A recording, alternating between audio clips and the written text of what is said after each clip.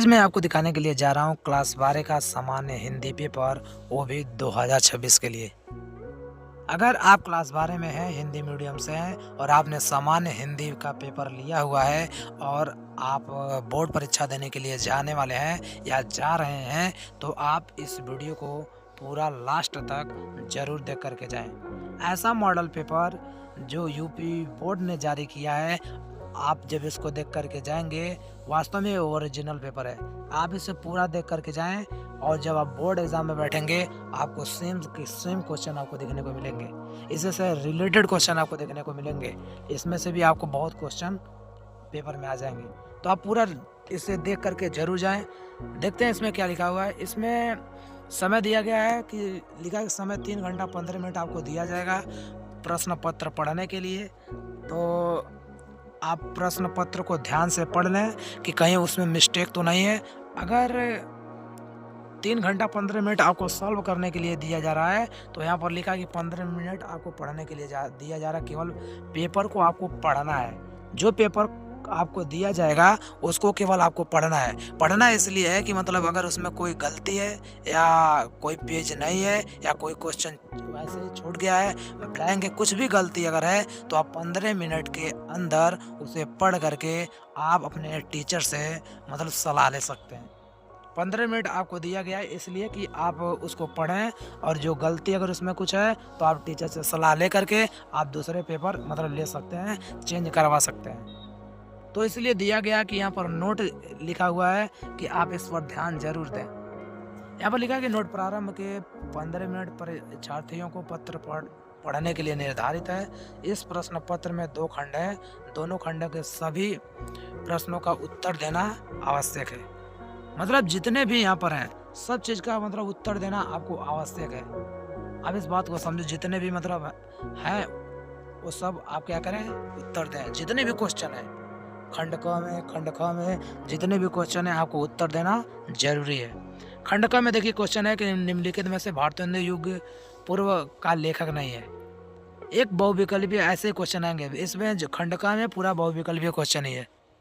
और भी हो सकते हैं क्वेश्चन, लेकिन बहुविकल्पीय इसमें ज़्यादा रहते हैं। तो देख सकते हैं कि पहला क्वेश्चन जो है, एक क्या है, बहुविकल्पीय है। दूसरा क्वेश्चन ए भी बहुविकल्पीय है। और घ देखेंगे, अंग देखेंगे, प्रश्न पत्र 2। जितने भी इसमें क्वेश्चन है, आप देख सकते हैं कि यहाँ तक क्या है, बहुविकल्पी है। उसके बाद इसमें आपको दिया गया है गद्यांश। अब इस गद्यांश को आपको पढ़ना है और उत्तर आपको देना है। गद्यांश में देखते हैं क्या लिखा है। गद्यांश में दिया गया है कि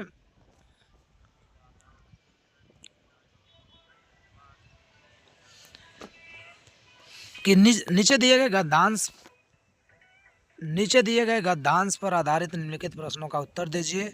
यह अनुभव कितना चमत्कारी है कि यहाँ जो जितनी अधिक बूढ़ी है, वो उतनी ही अधिक उत्फुल्ल मुस्कानमयी है।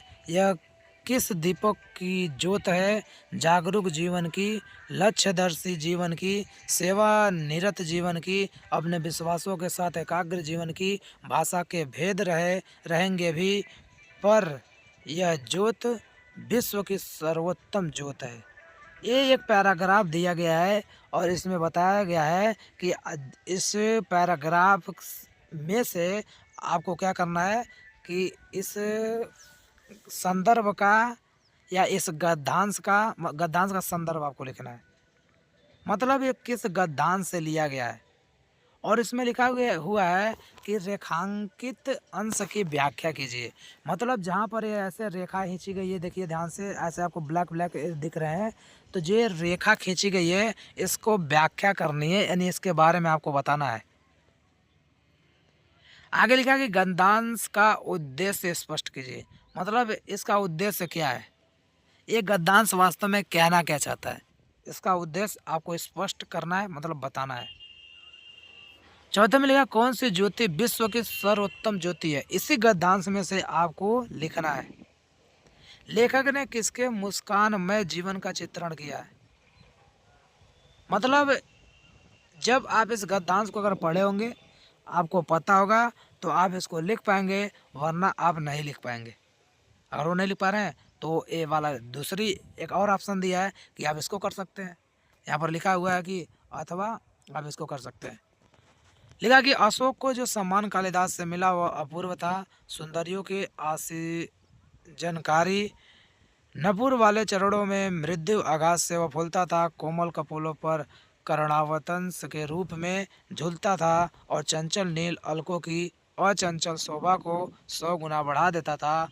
वह महादेव महादेव के मन में क्षोभ पैदा करता था, मर्यादा पुरुषोत्तम के चित्त में सीता का भ्रम पैदा करता था और मनोजन्मा देवता के एक इशारे पर कंधे पर से ही फूट उठता था। पहला गद्यांश ऊपर था, उसके बाद नीचे वाला फिर गद्यांश दिया गया है।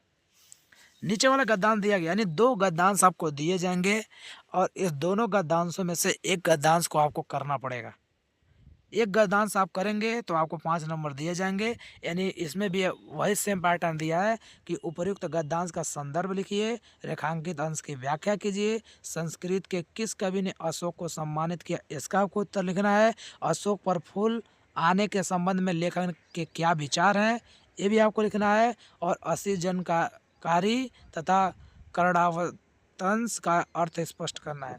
मतलब असीजनकारी और कर्णावसंत का अर्थ आपको स्पष्ट करना है कि आप इसके अर्थ को स्पष्ट करें, इसके बारे में बताएं इसका अर्थ होता क्या है।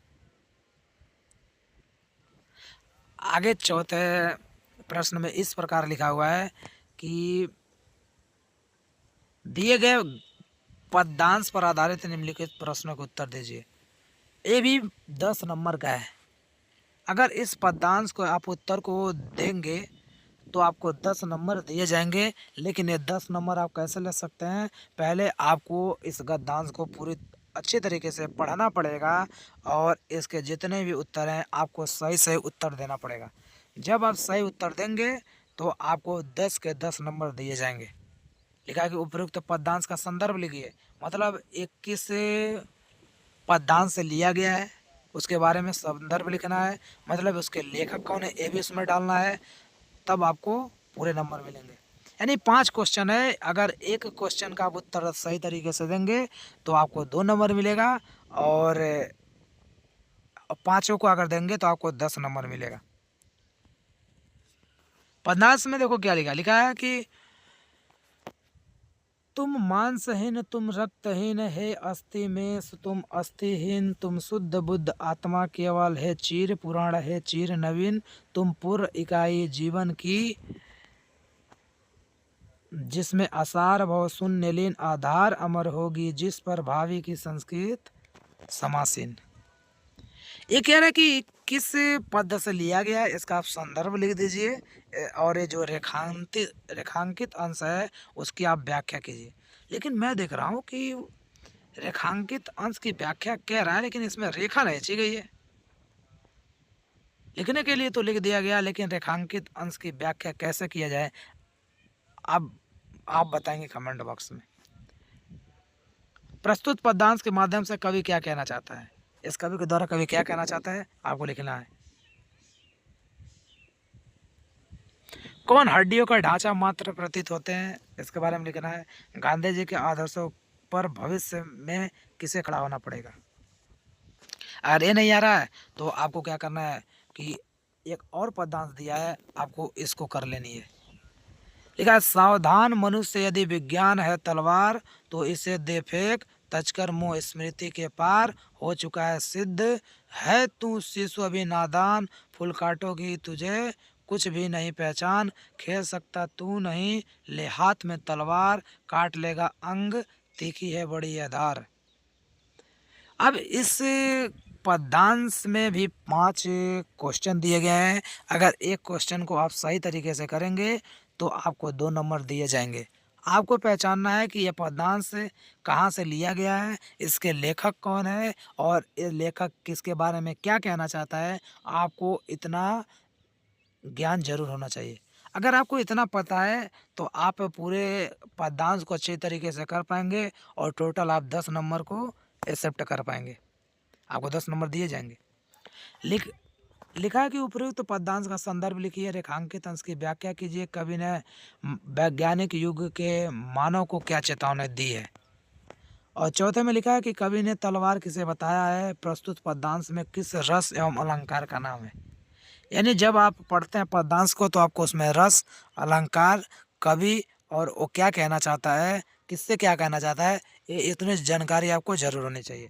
जब आपको इतनी जानकारी रहेगी तो आप आकर के स्पष्ट लिख पाएंगे पेपर में भी, और आपको पूरे 10 नंबर दिए जाएंगे। पांचवें प्रश्न में इस प्रकार लिखा है कि निम्नलिखित में से किसी एक लेखक का साहित्यिक परिचय देते हुए उनकी प्रमुख रचना का उल्लेख कीजिए। इसमें एक चीज़ और नोट कर किया गया है कि शब्द सीमा अधिकतम आपको होनी चाहिए, वो भी 80 शब्द में केवल आपको लिखना है, ज़्यादा नहीं लिखना है। चाहे आप हरिशंकर परसाई पे लिखिए, चाहे आप प्रोफेसर जी सुंदर रेड्डी पे लिखिए, या आचार्य हजारी प्रसाद द्विवेदी पे लिखिए। मैं कहता हूँ आचार्य हजारी प्रसाद द्विवेदी के बारे में आपको पढ़ करके पूरा जाना है, उसका साहित्यिक परिचय आपको पढ़ करके जाना है। जब आप पढ़ करके जाएंगे 100% पेपर में आपके आएगा। हर साल आता है, इस साल भी आएगा। मैं सच कह रहा हूँ, आएगा तो आएगा ज़रूर। या तो वासुदेव सरल अग्रवाल का आता है या हजारी प्रसाद द्विवेदी का आता है, दोनों में कोई ना कोई ज़रूर आता है। तो आप ज़रूर पढ़ करके जाएं। आगे लिखा है कि निम्नलिखित में से किसी एक कवि का साहित्यिक परिचय देते हुए उनकी प्रमुख कृतियों पर प्रकाश डालिए। यानी आप देखो, एक कृति है, इसमें एक कवि की बात कर रहा है। कवि में आपको पढ़ करके जाना है अयोध्या सिंह उपाध्याय हरिओत का, या आपको पढ़ करके जाना है जयशंकर प्रसाद का। हमेशा हमेशा आता है उपाध्याय, अरे अयोध्या सिंह उपाध्याय हरिओत का आता है। तो आपको हरिओत को पढ़ करके जाना है। जब आप पढ़ करके जाएंगे आपको पेपर में यही आया हुआ मिलेगा, और आप इसे अच्छे तरीके से लिख पाएंगे। अगर आप गोरखपुर यूनिवर्सिटी से हैं तो आपको पंचलाइट कहानी पढ़ के जाना है, या बहादुर कहानी पढ़ के जाना है। दोनों में आप एक पढ़ करके जरूर जाए, आप में आएगा।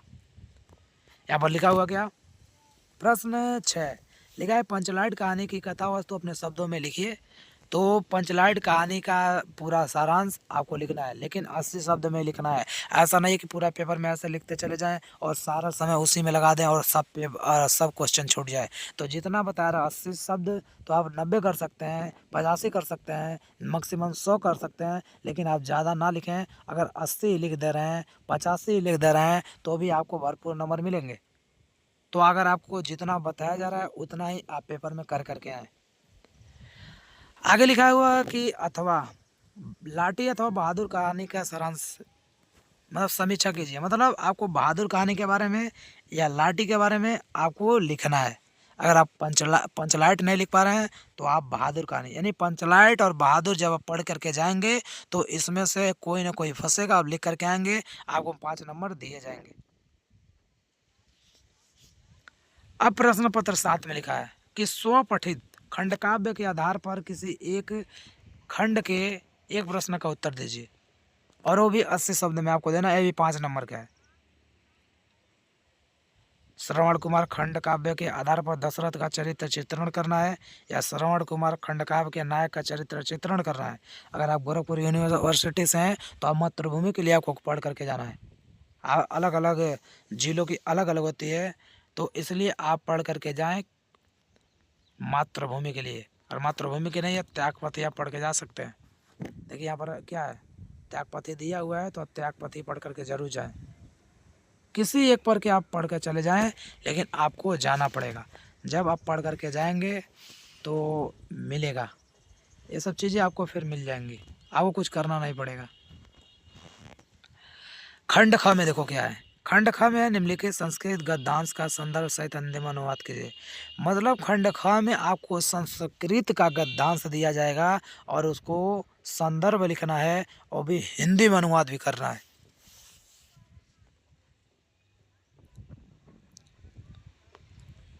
अब देखिए, इसमें देख सकते हैं आप कि पहले इसमें आपको 2 गद्यांश दिए गए हैं, गद्यांश 1 और दूसरा गद्यांश ये है। दूसरा गद्यांश ए आपको दिया गया है। अगर आपको इन दोनों में से एक को करना है, ए कितने नंबर का है, ए आपके 7 नंबर का है, नीचे भी एक 7 नंबर का है।